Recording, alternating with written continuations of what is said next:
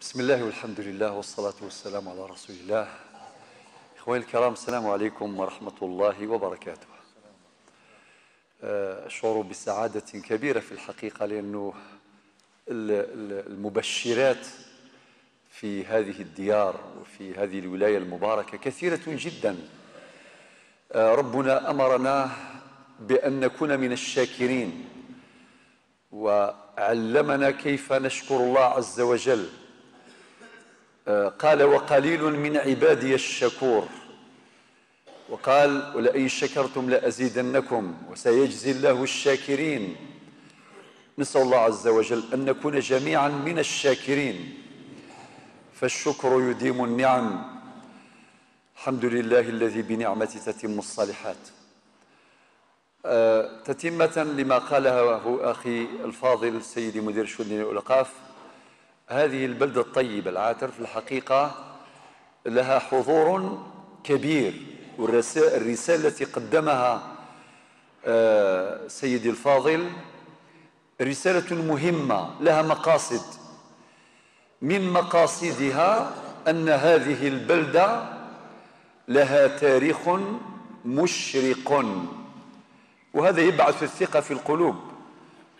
معناتها الإنسان يكون عنده ثقة، معناتها كاين رصيد تاريخي معتبر. وفي الحقيقة تحميل المسؤولية في الوقت نفسه. صحيح كي نسمعوا هذا الكلام نقولوا باللي هذه المنطقة لها رصيد، لها تاريخ معتبر، لها رجال صنعوا التاريخ، سجلوا حضورهم في جميع مجالات الحياة. ويكفي أن نذكر الشيخ الحبيب فارس رحمه الله، هذا عالم من أعلام الجزائر، رجال من رجال الجزائر، يصدق عليه قول الله عز وجل: من المؤمنين رجال. ولكن الحديث عن الأمجاد جميل، والأجمل أن نصنع أمجادا على أمجاد. هذه رسالة أخرى تضاف. جميل أن نتحدث عن أمجادنا، وهو لازم. ربنا قال في آية القرآن: ربنا اغفر لنا ولإخواننا الذين سبقونا بالإيمان فكونوا من السابقين أو كونوا من اللاحقين. والاعتراف سيد الأدلة، ولا يعرف قدر الرجال إلا الرجال. ولكن جميل أيضا أن نبني أمجادا على أمجاد.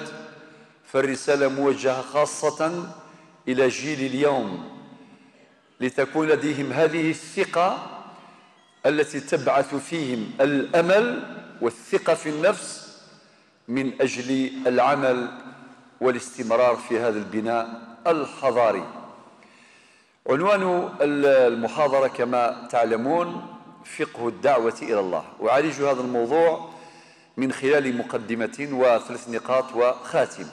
المقدمة تنصرف إلى الإجابة عن سؤال: هل الدعوة إلى الله واجبة علينا جميعا؟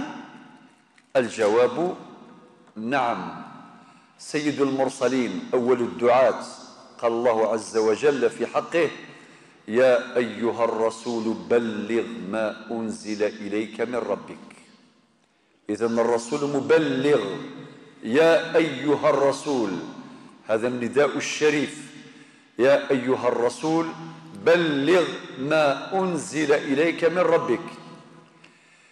إذن فالرسول هو أول المبلغين. وقال ربنا في حقه: وما أرسلناك إلا رحمة للعالمين. البعد الإنساني العالمي لرسالة الإسلام بارز في هذه الآية: وما أرسلناك إلا رحمة للعالمين. وما أرسلناك إلا رحمة للعالمين. إذن فهي رسالة عالمية تخاطب جميع الخلق، جميع الناس. فإذا كانت الرسالات السابقة محددة زمانا ومكانا وإنسانا، فإن رسالة الإسلام عالمية في خطابها لجميع البشر بل لجميع المخلوقات. نحن نقرأ في سورة الجن: قل أوحي إلي أنه استمع نفر من الجن فقالوا إنا سمعنا قرآنا عجبا، قرآنا عجبا يهدي إلى الرشد فآمنا به ولن نشرك بربنا أحدا. هذا موقفهم. كان أحد العلماء يقول: كلما قرأت هذه الآية إلا وشعرت بتأنيب ضمير. إذا كان هؤلاء الجن قالوا هذا الكلام: إنا سمعنا قرآنا عجبا يهدي إلى الرشد إلى آخره. وفي آية أخرى في سورة الإسراء ربنا يقول: إن هذا القرآن يهدي للتي هي أقوم، في مجال العقيدة، في مجال العبادة، في مجال الأخلاق والسلوك، في مجال الشريعة. إن هذا القرآن يهدي للتي هي أقوم. لذلك سادة الأفاضل، فالدعوة إلى الله أداها المصطفى صلى الله عليه وسلم، وقد أدى الرسالة وبلغ الأمانة ونصح الأمة وجاهد في الله حق الجهاد حتى آتاه اليقين. ونبينا صلى الله عليه وسلم أمرنا نحن معاشر المسلمين بقوله: بلغوا عني ولو آية. لا يكلف الله نفسا إلا وسعها، كل يبلغ ما يعلم من رسالة الإسلام. بلغوا عني ولو آية، تكليف وتخفيف كما يقول العلماء. ثم أن الله أمرنا، وقد استمعنا إلى فضيلة الشيخ في صلاة المغرب قرأ على مسامعنا قوله تعالى في سورة النحل: ادع إلى سبيل ربك بالحكمة والموعظة الحسنة وجادلهم بالتي هي أحسن. سورة النحل الآية 125 تضع لنا منهج أو منهاج الدعوة، كيف ندعو إلى الله عز وجل، ما هي الوسائل التي نعتمدها، ما هي الطريقة التي نتبعها. ادع إلى سبيل ربك بالحكمة والموعظة الحسنة وجادلهم بالتي هي أحسن.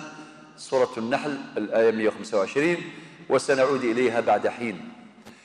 إذن فالدعوة إلى الله فريضة شرعية دلت النصوص في الكتاب والسنة على فرضيتها. وفي الوقت نفسه سادتي ضرورة نحن في أمس الحاجة إليها. لا يمكن أن نحقق براءتنا، براءة الذمة، إلا بالبلاغ، إلا بالبيان. فالناس في حاجة إلى دعوة الله عز وجل، في حاجة إلى من يرشدهم، من يعلمهم، من يعرفهم بالخالق جل جلاله. لا أتحدث على مستوى قطرنا أو قاراتنا الجزائر، ولكن فالدعوة عالمية. لذلك الكثير من الدعاة والحمد لله ينشرون هذه الدعوة في بقاع العالم بما أوتوا من علم وفهم وقوة. وقدوتنا في ذلك السلف الصالح، الصحابة عليهم الرضوان، كيف كانوا يحملون غيرة على هذا الدين، بلغوا هذا الدين بما استطاعوا ذلك سبيلا. وكذلك اتبعهم العلماء والصالحون والدعاة عبر التاريخ الإسلامي المشرق، يعلمون علم اليقين بأن الدعوة إلى الله فريضة شرعية.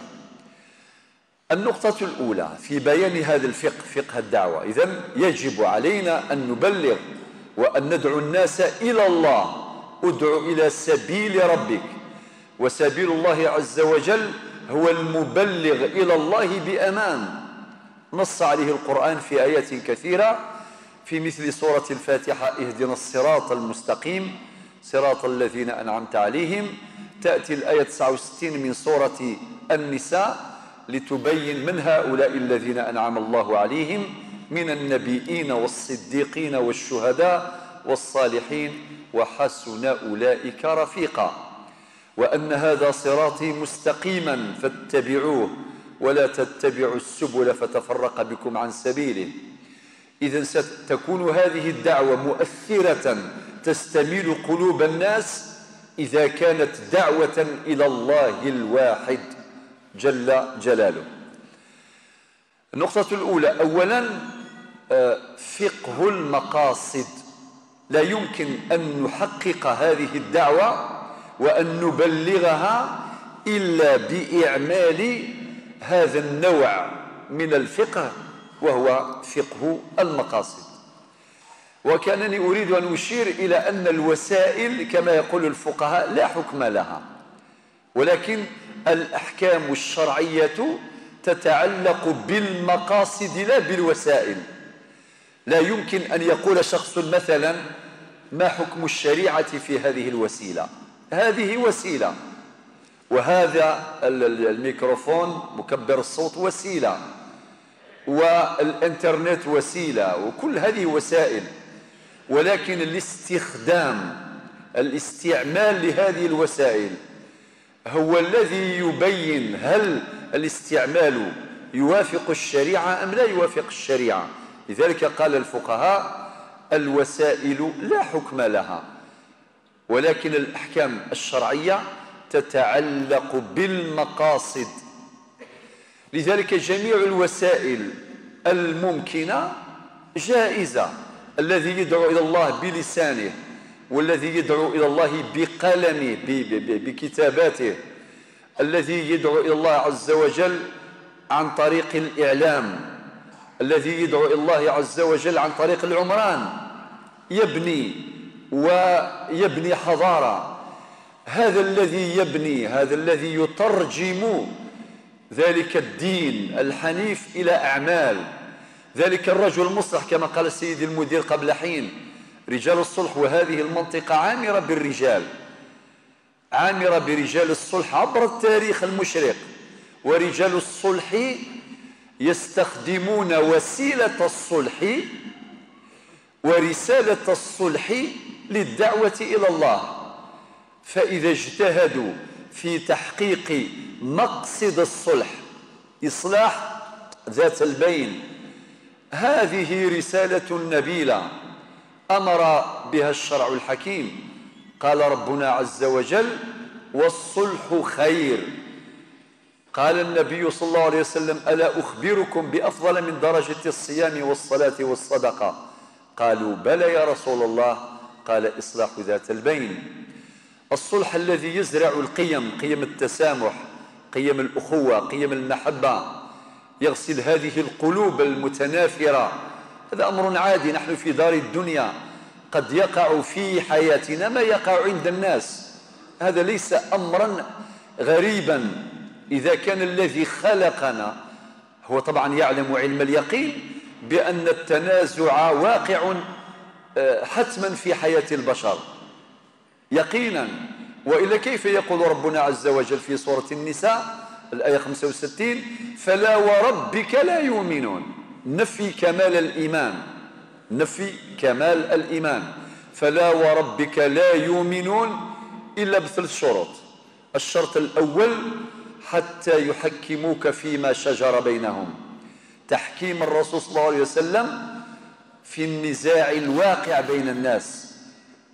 فإذا كان النبي عليه الصلاة والسلام انتقل إلى الدار الآخرة فإن شرعه لا يزال قائما يعيش في بيننا حتى يحكموك فيما شجر بينهم ثم لا يجدوا في أنفسهم حرجا مما قضيت. هذا يسمى التسليم الباطني. التسليم الباطني الرضا بحكم المصطفى صلى الله عليه وسلم، الرضا بحكم الشريعة، ثم لا يجد في أنفسهم حرجا مما قضيت. ويأتي الشرط الثالث ويسلم تسليما، التسليم الظاهري بعد تحقيق التسليم الباطني، فلا إشكال في التنفيذ.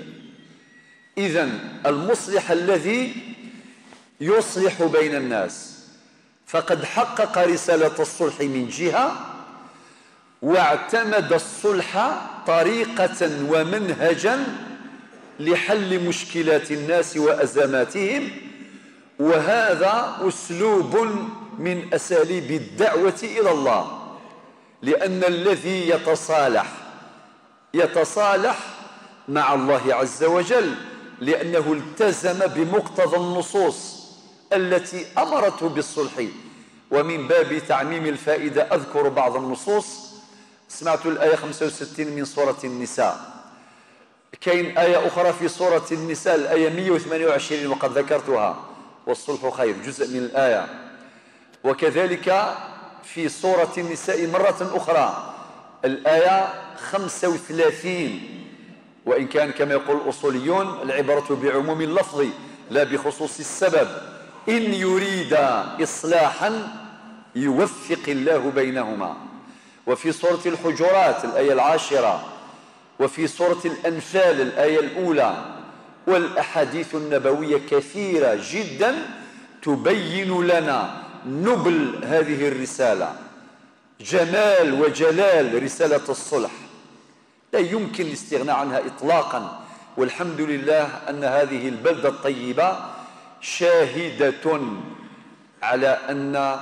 على حضورها في هذا المجال الحيوي، في مجال الصلح، من خلال رجال الصلح الذين ماتوا والذين هم يتصدون ويتصدرون مجالس الصلح الآن، الذين يصدق عليهم قول ربنا عز وجل: من المؤمنين رجال صدقوا ما عاهدوا الله عليه فمنهم من قضى نحبه ومنهم من ينتظر وما بدلوا تبديلا. فقه المقاصد. إذن الذي يدعو إلى الله لا بد أن يأخذ فقه المقاصد، هذا الفقه بالاعتبار. كيف ذلك؟ نعم، يستخدم الوسائل المتاحة المشروعة، لأن نبل الوسائل من نبل المقاصد، لأن نبل الوسائل من نبل المقاصد. ولكن الوسائل متنوعة كما قلت. كان اللي يستخدم الإعلام يدير دعوة عن طريق الإعلام في الفضائيات وفي الوسائل المتاحة الإعلامية المختلفة. كان اللي يستخدم الله يبارك في المساجد من خلال خطبة الجمعة والدروس العلمية إلى غير ذلك. هناك من يستخدم الصلح كما قلنا قبل حين كوسيلة دعوية فاعلة. هناك من يستخدم أسلوب الجدال وجادلهم بالتي هي أحسن، المناظرات. وكلكم يذكر شيخ المناظرين الشيخ أحمد ديدات رحمه الله، وكيف كان يناظر أولئك الناس من عقيدة أخرى، من ديانة أخرى، وكيف كان يقدم البراهين والأدلة: قل هاتوا برهانكم إن كنتم صادقين، على صدق هذه الرسالة وعلى صدق نبوة النبي صلى الله عليه وسلم. فكيف كان يناظرهم ويعتمد الحجة والبرهان إثباتا لصدقية هذه الرسالة. وكيف كان يفعل الآخرون.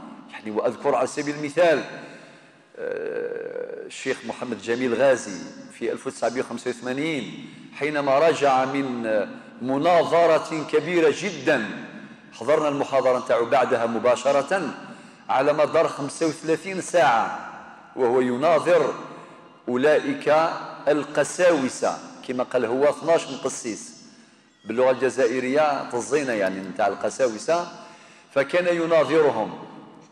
المهم في الأخير الحمد لله ربنا يسر باش يدخلوا الإسلام كلهم. وأولهم بدأ بقوله: الآن فقط تبين لي الخيط الأبيض من الخيط الأسود. فهذا فتح من الفتوحات عملا بقوله تعالى: وجادلهم بالتي هي أحسن. وألوان المناظرات كثيرة جدا في الحقيقة في أمتنا وخارج الأمة. والحمد لله الآن جاليتنا الذين يعيشون الآن في الخارج هم يواجهون أولئك من ديانات مختلفة، والكثير منهم هداهم رب سبحانه عز وجل إلى الدين الحق بسبب هؤلاء أجرى الله الحق على لسانهم، وفقهم إلى استمالة قلوب هؤلاء إلى دعوة الحق، وجادلهم بالتي هي أحسن. والداعي والإنسان المسلم يستثمر الفضاءات المتاحة، ما أتيح له من فضاء يستثمره، وهو يدعو إلى الله عز وجل بالحكمة والموعظة الحسنة والمجادلة بالتي هي أحسن. فقه المقاصد. ثانيا، فقه الأولويات. ما الذي أقصده بهذا؟ نستثمر هذا النوع من الفقه في ترتيب الأعمال. لابد أن نقدم ما يجب تقديمه، لابد. فإذا كان مثلا أولوية تغيير ما بالنفس على ما بالواقع، هكذا يقول علماؤنا ودعاتنا، لابد أن نعمل هذا الفقه وأن نعمله وأن نهتدي وأن نستهدي بهذا النوع من الفقه. لما؟ لأن الله عز وجل قال في القرآن الكريم: إن الله لا يغير ما بقوم حتى يغيروا ما بأنفسهم. إذن فالتغيير الحقيقي والتوبة الحقيقية هكذا تنطلق. فالذي تاب حقيقة ورجع إلى الله عز وجل بعدما تغير ما بنفسه، وهذه النفس كما قال الله عز وجل في حقه في القرآن الكريم: ونفس وما سواها فألهمها فجورها وتقواها قد أفلح من زكاها وقد خاب من دساها. إذن أولوية تغيير ما بالنفس على ما بالواقع، لأن ما بالواقع يتغير بعد تغيير ما بالنفس. نعطيه مثال بسيط: يكون نزاع، إذا كان الإنسان في أعماق نفسه اقتنع بالصلح واستمع إلى نداء الصلح ونزل عند رأي الكبار، كبار القوم، وهذه من نقاط القوة في هذه البلدة الطيبة. كاين كبير وكبير كبير، لابد لا يرى شيء، لابد من احترام يعني هذا السلم الكبير الذي شاب شعره في الإسلام، لابد أن نحترمه وأن نستمع إليه وأن نقتدي به. فإذا دعانا إلى صلح أو إلى تسامح، إلى خير، إلى صلاح، لابد أن نستجيب، لابد أن نلبي دعوته.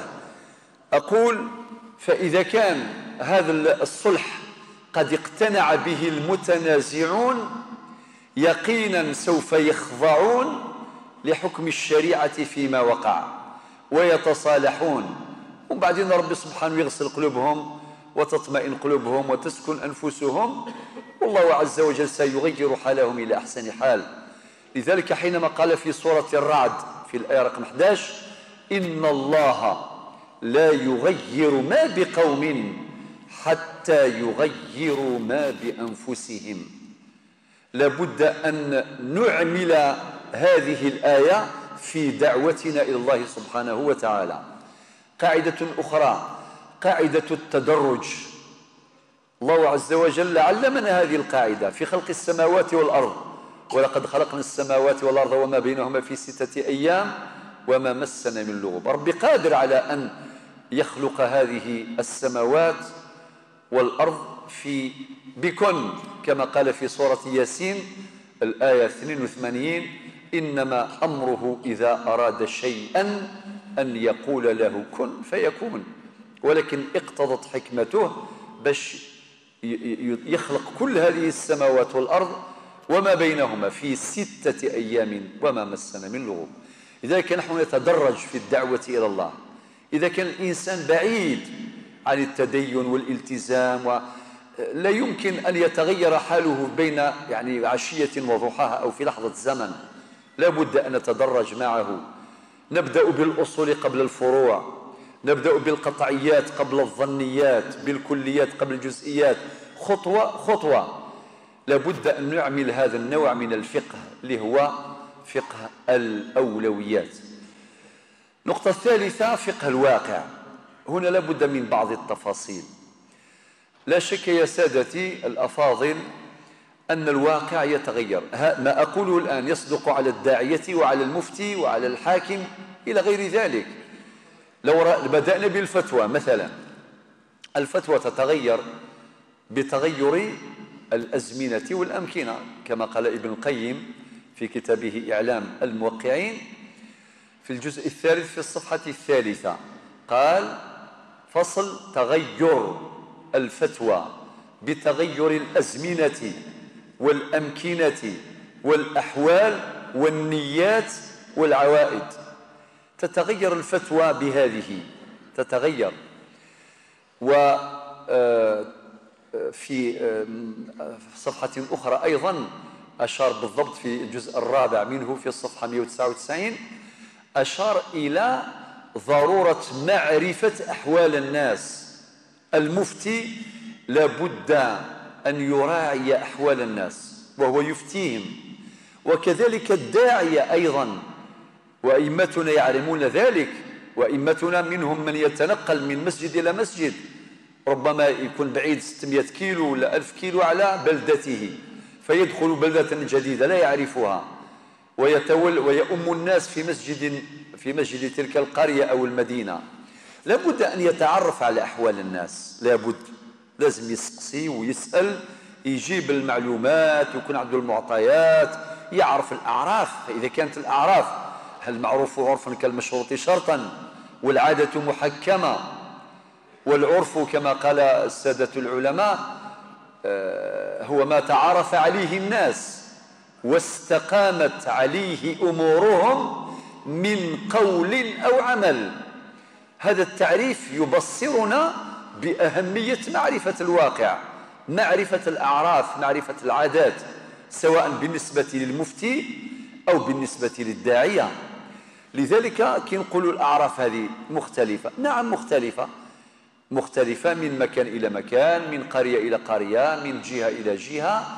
لذلك المفتي لازم يراعي هذه الأمور باش كي يصدر فتواه تكون فتوى صحيحة توافق النصوص وتحقق المقاصد والغايات، ولا تصطدم مع العرف القائم.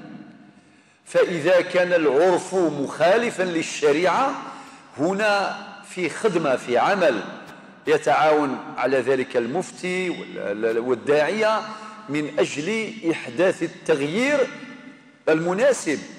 نعود مرة أخرى: إن الله لا يغير ما بقوم حتى يغيروا ما بأنفسهم. أما الاصطدام هكذا بأعراف الناس، هذا أمر قد يؤدي إلى نتائج عكسية لا تعود بالخير لا على الداعية ولا على الدعوة. لذلك إخواني الكرام، موضوع هذا فقه الواقع لابد أن نأخذه بعين الاعتبار. فقه الواقع، يتحرك الإنسان وهو يدعو إلى الله في واقع معين، لابد أن يكون عارفا له. نتصور الآن ونتذكر إخواننا وأخواتنا اللي راهم في بلدان أخرى غير الإسلامية، هناك نماذج ناجحة جدا لأنهم طبقوا هذا النوع من أنواع الفقه، لأنهم استطاعوا بعد ذلك، بعد معرفة ذلك الواقع، أن يتعاملوا معه كما قال القرآن في سورة النحل: بالحكمة والموعظة الحسنة والمجادلة وجادلهم بالتي هي أحسن. من فقه الواقع أيضا أن نيسر ولا نعسر، من فقه الواقع أن نبشر ولا ننفر، وهذه من أسس الإسلام الدين الحنيف. فقد تضافرت النصوص على ترسيخ مبدأ التيسير ورفع الحرج، دلت عليه نصوص كثيرة، منها ما ورد في كتاب الله العزيز وما ورد في السنة النبوية المطهرة. ومن مثل ذلك ما قاله ربنا في سورة الحج في آخر آية، الآية 78: رب قال: وما جعل عليكم في الدين من حرج. ما كانش حرج، الحرج مرفوع. إذا كان الإنسان لم يفقه هذه الآية قد يحرج ذلك الإنسان المدعو أو يحرج المدعوين. لا أقصد بذلك أنه يتنازل على حساب الحق أبدا، لابد أن تكون لديه خطة مرسومة متضحة، يعني واضحة المعالم، واضحة المراحل، إلى أن يصل إلى هدفه. والله هو الذي يهدي الناس، وما على الرسول البلاغ، إنما الهداية في يد الله عز وجل. فالداعية مثل الفلاح تماما، الفلاح يزرعها ويحرثها وما ينبتهاش، الذي ينبت هو الله عز وجل. حتى نشوف الزرع الله يبارك خرجت، الله هو الذي أمر السماء فأمطرت، ثم أمر الأرض فأنبتت، ثم سخر ذلك الفلاح باش يعود مرة أخرى إلى ذلك الحقل باش يروح يحصد وبعدين يدرس وبعدين تأتي هذه النعمة. إذن الداعية مثل الفلاح تماما، يزرع الخير، يزرع الكلمة الطيبة ويخليها لرب سبحانه عز وجل، هو اللي يهدي الناس. إنك لن تهدي من أحببت ولكن الله يهدي من يشاء. ولكن الداعية يجتهد في تحقيق ما ذكر من أجل استمالة قلوب الناس إلى دعوة الحق. أما الهداية في يد الله عز وجل، هو يعمل تبرئة لذمته وإقامة للحجة، وفي الوقت نفسه عملا بما ثبت في الكتاب والسنة. آية أخرى في سورة النساء: يريد الله أن يخفف عنكم. إذن هذا من باب التخفيف والتيسير على الناس. لذلك قال الفقهاء ألوانا من التخفيفات، كتخفيف الإبدال وتخفيف التقديم وتخفيف التأخير وتخفيف الإسقاط. الفقهاء شرحوا لنا ألوانا من التخفيفات عملا بمثل هذه الآية في سورة النساء الآية 28: يريد الله أن يخفف عنكم وخلق الإنسان ضعيفا. في سورة البقرة الآية 185 ربي قال: يريد الله بكم اليسر ولا يريد بكم العسر. لذلك من القواعد التي صاغها العلماء التيسير في الفتوى والتبشير في الدعوة.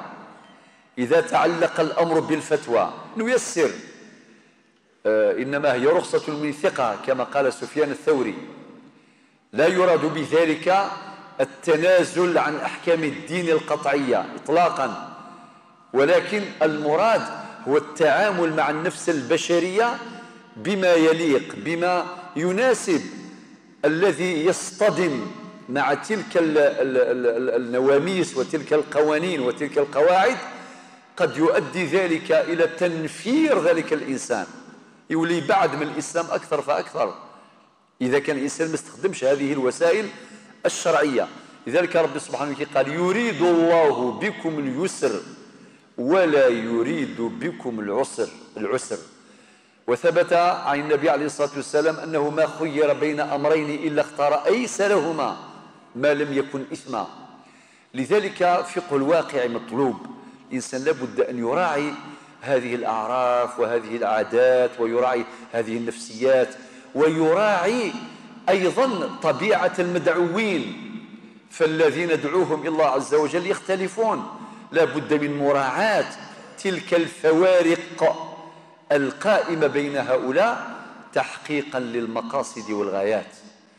الخاتمة، ثم أترك لكم مجال واسعا للنقاش والحوار. الخاتمة واش نقول فيها يا إخواني؟ نقول لابد من تضافر جهود الدعاة من جهة، معنى ما يقدرش حتى واحد يقول أنا أدعو إلى الله بمفردي، لازم كل واحد منا يعاون خوه. الإخوة والأخوات كل يدعو إلى الله من موقعه، وندعو إلى الله عز وجل من مواقعنا تبرئة لذمامنا. نأخذ مثلا الطبيب، ليس مطلوبا من الطبيب مثلا باش يدير محاضرات ودروس وكذا، وإن فعل ذلك في مجال تخصصه أمر جميل يقينا. ولكن نهار لي أي واحد منا يروح يزور طبيب، شوف الطبيب يستقبلك ببسمة لطيفة، وكي يحمل السماعة نتاعو يقول بسم الله ويداوينا ويدير تشخيص كما يلزم، وبعدين يقول ربي يجيب شفاء. هذه الكلمات الخفيفة إن شاء الله مؤثرة فينا بيقين. نقول ما شاء الله. زرنا واحد طبيب اليوم الله يبارك اسم ربي سبحانه غير في لسانه وراه يقول ربي يجيب شفاء وكذا وكذا وكذا، كلمات بسيطة يزرعها كما الفلاح. هذاك البناء هذاك الماسون اللي راه يبني، نهار اللي يتقن عمله فهو يدعو إلى الله بلسان حاله لا بلسان مقاله، لأنه أتقن عمله، يخدم خدمة نتاعو سوا الناس يعجبهم، يقول شكون اللي دار هذا العمران، شكون، يقول واحد فلان مسلم وكذا وكذا. وقد أروى لي بعض الإخوة خارج يعني ديار الإسلام، قال لك والله كثير من الشباب الناجحين يدعون إلى الله بلسان حالهم لا بلسان مقالهم. واللي يعاون الفقراء والمساكين هذه أيضا وسيلة دعوية، يعاون الفقراء والمساكين واليتامى، هذه وسائل دعوية لا بد أن تستثمر. الأئمة في مساجدهم والإعلاميون عبر وسائل إعلامهم والأساتذة والمدرسون والمعلمون في مدارسهم وفي مراكز تعليمهم وجامعاتهم. إذن لا بد أن تتضافر جهود الجميع. هذه مسألة في الخاتمة. مسألة أخرى، لا بد من الدعوة إلى الله بوسطية واعتدال، لأن الوسطية إخواني الكرام هي صمام الأمان. سئل سقراط عن تعريف الفضيلة، الفيلسوف الإغريقي الشهير، فقال لهم الفضيلة وسط بين رذيلتين. الفضيلة وسط بين رذيلتين. وربنا قال في سورة البقرة في الآية 143 وكذلك جعلناكم أمة وسطا لتكونوا شهداء على الناس ويكون الرسول عليكم شهيدا. لابد أن ندعو إلى الله عز وجل بوسطية واعتدال، لأن الوسطية أطول عمرا. ثم أننا يا إخوان الكرام لابد أن نصبر، لابد من الصبر الجميل في طريق الدعوة إلى الله. قد نجد أشواكا، قد نجد عقبات، لابد أن نصبر. وهذا الكلام يعني ينسحب على الجميع. الدعاة يجدون عقبات في الطريق، لابد أن يصبروا، والصبر ينال. رجال الصلح لابد أن يصبروا أيضا، لأنهم سيواجهون عقبات، سيواجهون مشكلات. ما يلزمش يعياوا، ما يلزمش يفشلوا يقول ما نكملش، لازم يكملوا، لأن الرسالة نبيلة. إذا عدنا إلى الصحابة الذين عاشوا مع النبي صلى الله عليه وسلم، النبي عليه الصلاة والسلام ينشر الإسلام، ينشر القرآن، ولكن واجهته ألوان من الإغراءات، إغراءات واستهزاء وعدوان مادي وأشياء كثيرة جدا واجه النبي صلى الله عليه وسلم مع الصحابة الكرام. لماذا قال ربنا في حقهم جميعا مستهم البأساء والضراء وزلزلوا. شوف هذا الترتيب القرآني العجيب، مستهم البأساء والضراء وزلزلوا حتى يقول الرسول والذين آمنوا معه متى نصر الله ألا إن نصر الله قريب.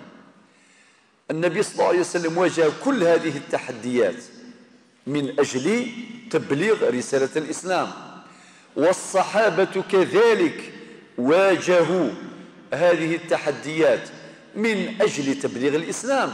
حينما نقرأ سيرة المصطفى صلى الله عليه وسلم التي تترجم ذلك الوحي الطاهر كتابا وسنة، لاحظوا معي في غزوة في صلح الحديبية ألم يقدم تنازلات؟ قدم تنازلات.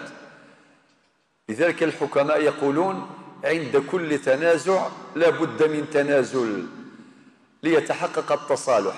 لا يتحقق التصالح بين المتخاصمين إلا بالتنازل. والنبي عليه الصلاة والسلام قدم تنازلات في صلح الحديبية، تعرفون ماذا قدم.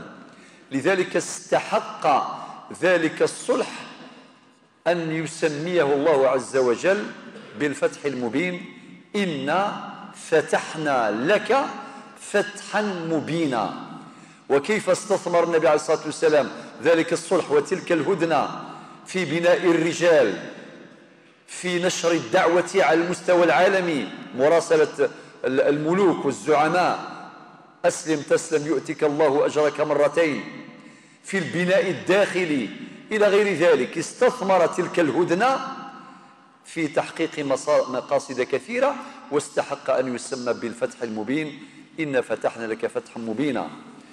والصحابة عليهم الرضوان المهاجرون وقفوا معه صلى الله عليه وسلم، ووصفهم الله في سورة الحشر في الآية 8 آخر وصف، قال أولئك هم الصادقون. ثم بعد ذلك جاء دور الأنصار في الآية 9 يحبون من هاجر إليهم. ذكر ربي سبحانه صفة أخرى، صفة الإيثار، ويؤثرون على أنفسهم ولو كان بهم خصاصة.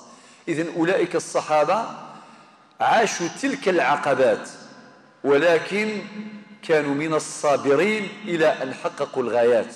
نذكرهم ونقول رضي الله عنهم أجمعين.